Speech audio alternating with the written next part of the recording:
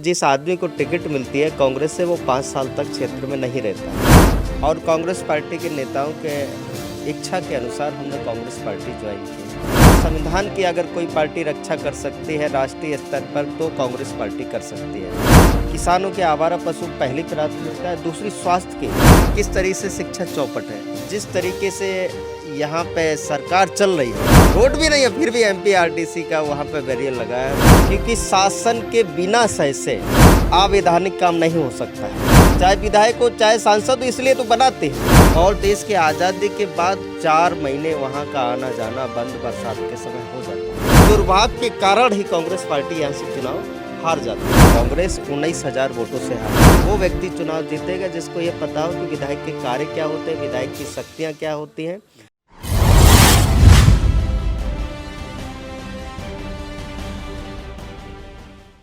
पेप्टेक time Madhya Pradesh समाचार की team इस दौरान चंदला विधानसभा क्षेत्र के दौरे पर है। चंदला विधानसभा क्षेत्र ये एक रिजर्व सीट के अंतर्गत आता है और यहाँ पर तमाम दावेदार हैं, जिनमें से काफ़ी सारे युवा भी हैं। ऐसे ही एक युवा से आज हम बातचीत करेंगे और जानेंगे कि क्षेत्र के लिए उनका विज़न क्या है। हमारे साथ हैं पुष्पेंद्र कुमार अहिरवार। पुष्पेंद्र जी, आपका बहुत बहुत स्वागत है। सबसे पहले तो पेप्टेक टाइम का तहे दिल से बहुत बहुत धन्यवाद। पुष्पेंद्र जी, कांग्रेस पार्टी से दावेदारी आप कर रहे हैं। आपका पूर्व का जो रिकॉर्ड देखा जाए तो दूसरी पार्टी का रिकॉर्ड था। इसके बाद अब आपने कांग्रेस का रुख किया है, तो क्या इसी वजह से किया है कि समाज सेवा में जाना है, तो जो पार्टी अब आगे आने वाली होगी उससे आना बेहतर होगा? जी, निश्चित तौर से 2018 का चुनाव हमने बहुजन समाज पार्टी से लड़ा और एक सम्मानजनक वोट, हमको 26,000 वोट मत पद प्राप्त हुए। इसके बाद क्षेत्र के लोगों ने जिस तरीके से हम लगातार 19, 20 और 21 में मेहनत करते रहे हैं, क्षेत्र के तमाम लोगों ने, कांग्रेस के बड़े नेताओं ने, कांग्रेस के सभी संगठन के लोगों ने इस बात को रखा कि आप इतनी मेहनत करते हो, कांग्रेस पार्टी में आ जाओ, कांग्रेस पार्टी में युवा हो, आगे जाके आपको अच्छा मौका मिलेगा।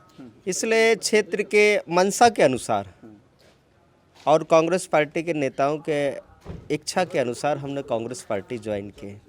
यानी कि अपनी अंदर की कोई विचारधारा नहीं है पार्टी के प्रति प्रतिबद्धता? नहीं, बिल्कुल कांग्रेस पार्टी के प्रति, क्योंकि कांग्रेस पार्टी आज के समय में जो वर्तमान परिस्थिति बन रही है देश के अंदर, क्योंकि हमारा लोकतंत्र खतरे में है और लोकतंत्र खतरे के साथ में हमारा संविधान की अगर कोई पार्टी रक्षा कर सकती है राष्ट्रीय स्तर पर, तो कांग्रेस पार्टी कर सकती है। और दूसरा, अब तो हमारा फर्ज भी बनेगा, क्योंकि कांग्रेस पार्टी ने राष्ट्रीय अध्यक्ष, जो सबसे बड़ा पद किसी पार्टी का होता है, वो खड़गे जी हैं और दलित समाज से हैं। इसलिए हम सबका फर्ज बोलता है कांग्रेस पार्टी के लिए लड़ाई लड़े और कांग्रेस पार्टी को ही जिताएं।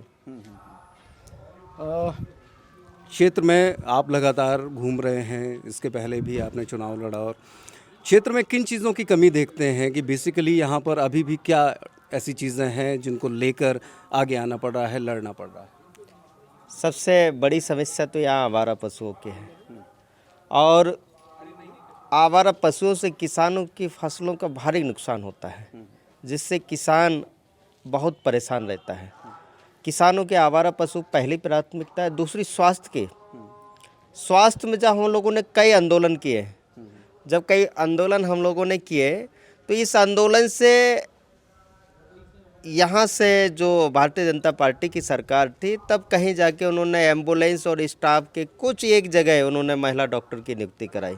बाकी जगह आज भी अस्पताल आपके महिला डॉक्टर से अछूते पड़े हुए हैं, स्टाफ की कमी है और कई जगह तो छोटी छोटी, अगर कोई मरीज ज़्यादा बीमार भी नहीं होता है, फिर भी रेफ़र के लिए लिख दिया जाता है।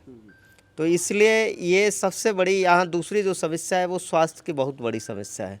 तीसरी यहाँ शिक्षा की। यहाँ पे आपको बिल्डिंग अच्छी मिल जाएगी, लेकिन उसमें शिक्षक नहीं मिलेंगे पढ़ाने वाले। हम आपको इसका उदाहरण भी दे रहे हैं किस तरीके से शिक्षा चौपट है। खेरा कसार में 496 बच्चे थे, जिसमें से 6 टीचर उसमें शिक्षक पढ़ाने वाले थे, जिसमें 4 की ड्यूटी बीएलओ में लगी रही है साल भर। 2 शिक्षक, बताइए क्या शिक्षा का वहाँ पे बच्चों को पढ़ा रहे होंगे। तो ये शिक्षा यहाँ पे स्थिति है। और देश की आज़ादी के बाद कई ऐसे गांव यहाँ पर आज भी है जहाँ 4 महीने वहाँ का आना जाना बंद बरसात के समय हो जाता है। ये यहाँ की जो मुख्य समस्याएं हैं।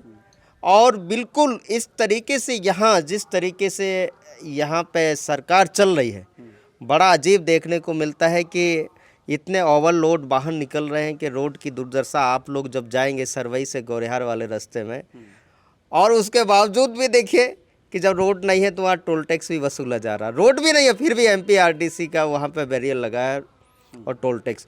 और 2 बाज़ार सरवई और गौरिहार लगते हैं और उसमें भारी संख्या में लोग वहाँ पे बाज़ार करने क्षेत्र के लोग आते हैं, लेकिन वहाँ पे कोई भी नो एंट्री नहीं है। दिन भर तेज़ बालू के ट्रक बाहर निकलते हैं। हमको बालू से कोई रेस से वो नहीं है कि वही ना व्यापार हो, लेकिन उनका एक निर्धारित समय है ट्रकों से, क्योंकि इस 5 साल में हम लोगों ने देखा है कई जाने जा चुकी हैं। विधायक जी कहते हैं कि उन्होंने कई हज़ार करोड़ की रोडें बनवा दी, बहुत सारे अस्पताल दिए हैं, स्कूलों का उन्नयन कराया है, तो उनकी बात में कहाँ तक दम है? देखिए, हमने आपसे पहले भी कहा है कि यहाँ बिल्डिंग आपको अच्छी मिल जाएगी, लेकिन वहाँ पे शिक्षक पढ़ाने वाले नहीं होंगे तो आप बताइए कि बिल्डिंग भर में कैसे बच्चे पढ़ लेंगे। रेत के अवैध कारोबार में विधायक जी की संलिप्तता की बातें यदाकदा सामने आती रहती हैं, आपका क्या मानना है? ये तो एक निश्चित मान सकते हैं, क्योंकि शासन के बिना सह से कोई भी आपका अवैधानिक काम नहीं हो सकता है।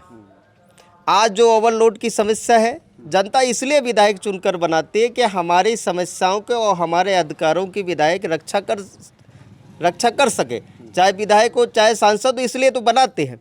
आज जो वहाँ पे ओवरलोड वाहनों से रोड खराब हुए हैं, वहाँ पे आज नो एंट्री नहीं है।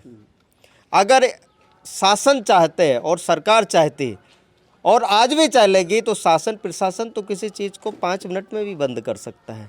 इसलिए निश्चित तौर से ये मान सकते हैं कि यहाँ से जीते हुए लोगों की निश्चित तौर से ऐसे कामों में उनकी संलिप्तता है। कांग्रेस से आप एक युवा चेहरे के तौर पर जो है सामने आ रहे हैं, बागडोर संभाले जाने की बात हो रही है, लेकिन अगर हम पिछले 2 बार की बात करें, ये पिछले चुनाव में प्रत्याशी रहे हैं वो बहुत कम मार्जिन से इस बार हारे थे, तो उनकी दावेदारी को कैसे खारिज करेंगे? देखिए, हम उनके दावेदारी को कोई खारिज नहीं कर रहे हैं, लेकिन जनता ने जो रुझान बनाया है, कांग्रेस 2018 में कांग्रेस 1100 मतों से नहीं हारी है, कांग्रेस 19,000 वोटों से हारी। यही समझने का लोगों को प्रयास करना चाहिए। बहुजन समाज पार्टी को जब से ये सीट आरक्षित हुई है 14 से 15,000 से ज़्यादा वोट नहीं मिला। सपा को आरक्षित होने के बाद एक बार 10,000, एक बार 6,500, 5,000, दोनों का 2018 में vote balance, अनित्या Singh ji vote balance अपना बढ़ा के 15,000 ले गई और बहुजन समाज पार्टी 15,000 से 26,000 वोट बढ़ा के ले गई। और जबकि हमारे 2018 के जो कांग्रेस प्रत्याशी थे, कांग्रेस की प्रदेश में लहर भी थी। आपके 10,000 वोट अनित्या सिंह जी बढ़ा के ले गई हैं और 11,500 वोट बहुजन समाज पार्टी का प्रत्याशी बढ़ा के ले गया 15,000 से। और जबकि कांग्रेस का प्रत्याशी कुल में 11,000 वोट ही बढ़ा पाया, तब जाके 2013 में उनको 28,500 वोट मिला था और 2018 में उनको 40,000 वोट मिला है। कांग्रेस जो रेशियो है, आज दोनों सपा का कैंडिडेट हमारे अनित्या सिंह जी और बहुजन समाज पार्टी से हम खुद चुनाव लड़े थे, आज दोनों लोग कांग्रेस में हैं। अब इस वोट को कैसे समेट पाती है कांग्रेस पार्टी, कैसे हम लोग समेट पाते हैं, इसलिए ये नहीं कहा जा सकता है 1100 वोटों से नज़दीक से हारे हैं। और आप ये क्षेत्र में पता कर लीजिए, बाकी हम किसी का विरोधाभास नहीं करना चाहते हैं। 5 साल में और यहाँ कांग्रेस पार्टी का जो हारने का कारण रहा है 1993 से लेकर अभी तक, उसका कारण यही है कि जिस आदमी को टिकट मिलती है कांग्रेस से, वो 5 साल तक क्षेत्र में नहीं रहता है। ये दुर्भाग्य रहा है और इस दुर्भाग्य के कारण ही कांग्रेस पार्टी यहाँ से चुनाव हार जाती है। चलिए, तो 3 ऐसे बड़े कारण बताइए जिनको मुख्य मुद्दा मानकर पार्टी आपको टिकट देने पर मजबूर हो जाए। जी बिल्कुल। एक तो हमारे पहली प्राथमिकता है 5 साल लगातार हम क्षेत्र में रहे। आप लोग कम से कम युवाओं का जो आज भारतीय जनता पार्टी से जुड़ाव था, 189 क्रिकेट टूर्नामेंट में मुख्य अतिथि रहा मैंने जो भी सामाजिक समीकरण थे सभी समाजों के सम्मेलन करवाए, चाहे भगवान परशुराम जयंती हो, चाहे कुशवाहा समाज की हो, चाहे अहिल्याबाई होलकर जी की हो, और अभी दोनों स्टेचू हमारी 15 और 17 अगस्त के बीच अवंतीबाई लोधी जी की और अहिल्याबाई होलकर दोनों का अनावरण भी होना है। आज चाहे वो दंगल के माध्यम से हो, चाहे रामलीला के माध्यम से हो, और हम लोगों इस बात को भी समझ रहे थे। और हमने जो सबसे बड़ा यहाँ पे काम किया है, हनुमान जी महाराज का मंदिर भी बनवाया है बंजारी गुफा में, और 30 से 40 हज़ार लोगों का भंडारा भी करवाया है। तो इस वजह से जो क्षेत्र की मंशा है, लोगों की चाहत है कि विकास की ओर जाना चाहिए, और जातीय समीकरण के हिसाब से जिस तरीके से यहाँ पे अहिरवार समाज का वोट छतरपुर ज़िले में 2 लाख के आस ऊपर है, और अकेले चल्ला विधानसभा में 45,000 वोट अहिरवार समाज का है। और इस पार्टी के अनुसार जिस हिसाब से पार्टी ने ये प्रयास किया है कि इस बार हमको युवाओं को मौका देना है, और ऐसे व्यक्ति को मौका देना है जिसका सर्वे में नाम आता हो और क्षेत्र में जिसकी मंशा हो। तो ये मंदिर बनाने की बात और तमाम चीज़ें सामने आई हैं कि मूर्तियां बन गई, मंदिर बन गए, लेकिन एक युवा होने के नाते युवाओं के रोज़गार और यहाँ के पलायन को लेकर कोई विज़न समझ में नहीं आया आपको? जी बिल्कुल। हम लोगों ने जो विजन रखा है, जैसे आवारा पशुओं की व्यवस्था थी, हम लोगों ने यहाँ पे 16 जगह कहीं आपको घास देने का काम किया, कहीं भूसा देने का काम किया, कहीं आपके तार फेंसिंग लगाने का काम किया, और आज अभी आपके अगस्त को यहाँ पूरे विधानसभा की एक मीटिंग करने जा रहे हैं भैरव बाबा के स्थान पर, और वहाँ पे ये तय किया जा रहा है किस तरीके से आवारा पशुओं की व्यवस्था हम कर सके, और 3 से 4 हज़ार आवारा पशुओं के रुकने की व्यवस्था हम लोग बना रहे हैं।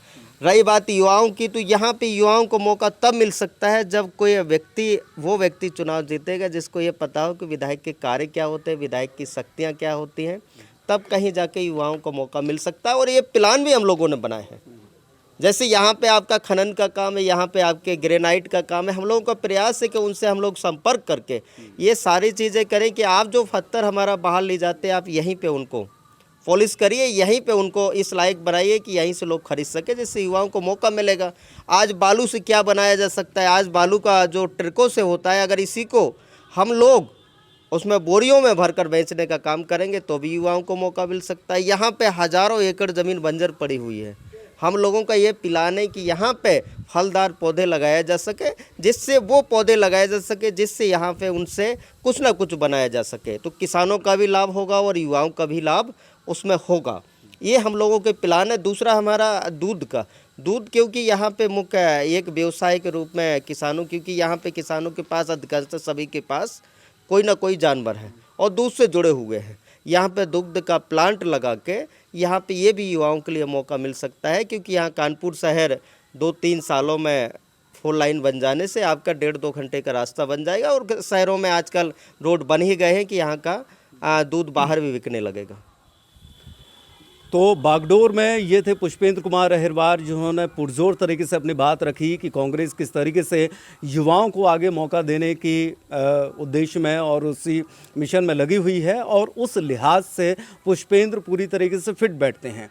युवाओं के लिए विज़न की बात हो या फिर किसानों के लिए बात हो या फिर क्षेत्र के विकास के लिए, तमाम बातें उन्होंने अपनी यहाँ पर रखी हैं, बड़े ही दावेदारी के साथ रखी हैं, और उनका ये कहना है कि किसी से विरोध नहीं है, लेकिन कांग्रेस पार्टी उनके क्षेत्र में लगातार बढ़ते हुए संपर्क को देखकर, पुराने चुनाव में जिस तरीके से उन्होंने जो वोट हासिल किए थे उसको देखकर, और वर्तमान में उनकी सक्रियता को देखकर निश्चित तौर पर उन्हें चंदा क्षेत्र से कांग्रेस का उम्मीदवार बनाएगी।